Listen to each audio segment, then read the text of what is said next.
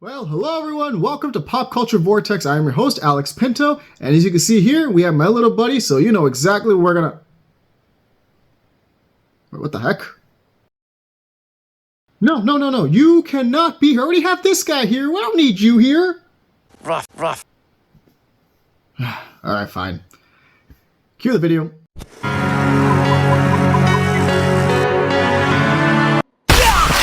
Huh? Mita la Krista! The Lilo Stitch live-action remake, it is out. I just came out of seeing it. Alright, so I'm going to be doing my review for the film, as I got my little guy here, and well, I guess you saw him earlier on the floor. That was weird.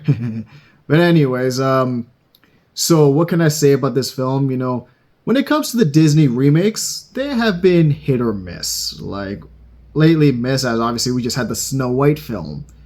And, well, let's just say that didn't turn out very good. So, there was a lot of, you know, questions about this new Lilo and Stitch movie. I mean, was it going to be any good? Was it just going to be another Snow White situation? Like, so, coming out of it, I will say, this is not another Snow White situation. This film was very good. I really enjoyed myself. The humor was fantastic. I laughed throughout. There was heart. You know, just like the original film, there was heart, you know. Especially when it comes to the dynamic between Stitch and Lilo. And of course, Nani and Lilo, right? And how, like, they have to work through the fact that she has to be a capable parent for Lilo. Which, obviously, if you've seen the original movie, you kind of have an idea of what this film is about. But of course, like, it works really well once again, you know, like all the dynamics very much work. Even some of the newer characters very much work. They had the OG Nani playing a new character in this film, who actually, when I heard she was in the film, I thought she was going to be a Sybil cameo, like, wink, wink, there's the original Nani, but she was actually in the film quite a bit, actually.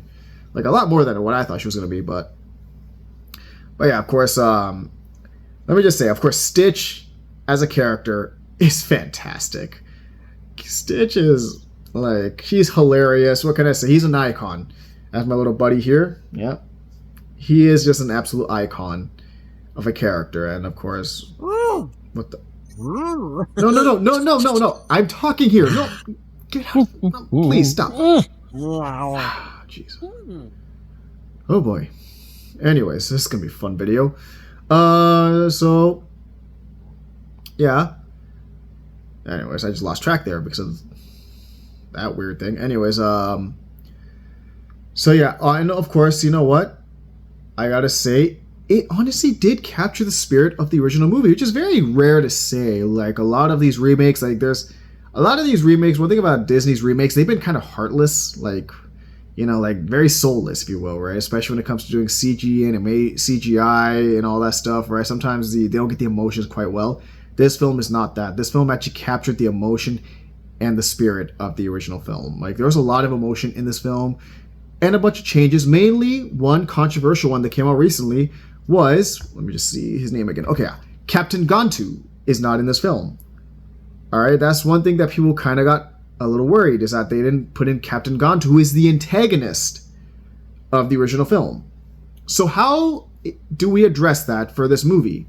This is a minor spoiler, I guess, but, well, the answer to that is they kind of just made Jumba the main villain. Jumba just basically got merged into one, basically. You know, he was obviously there to catch Stitch, you know, like he is in the original film, except this time they actually made him basically a full-on villain, you know, just trying to go after Stitch for his own benefit and for redemption in between the Federation, or whatever the hell that's called. I can't remember what the hell it's called, but anyways.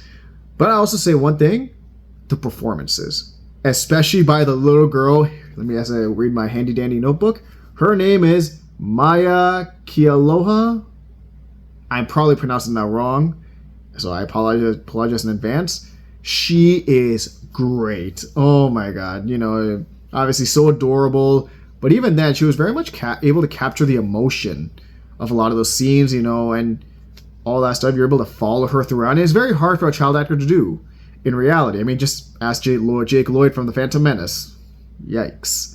But anyways, the actress who plays Nani is Sydney Agudong. Once again, probably pronouncing that wrong, but, you know, she was fantastic. You know, she really did capture just the struggles of the fact that both of them have lost their parents, and now she's taken on the responsibility of having to take care of Lilo, who's a 6-year-old girl and who's very much a rebellious one as such. So, yeah, you really feel her pain, her pressure that she has to put on, the fact that she's trying to get a job, which, like I said, that's obviously something we see in the original. It comes back once again in this film, and it works very well, and you're able to relate to these characters that way. And, of course, they do bring back Chris Saunders as Stitch, and, of course, once again, his voice is perfect. Like, it's amazing, and all that stuff, and, well, yeah.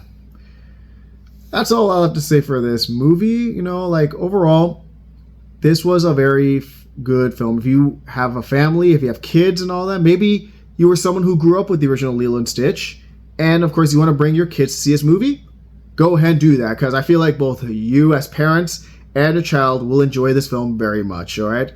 I hope you all...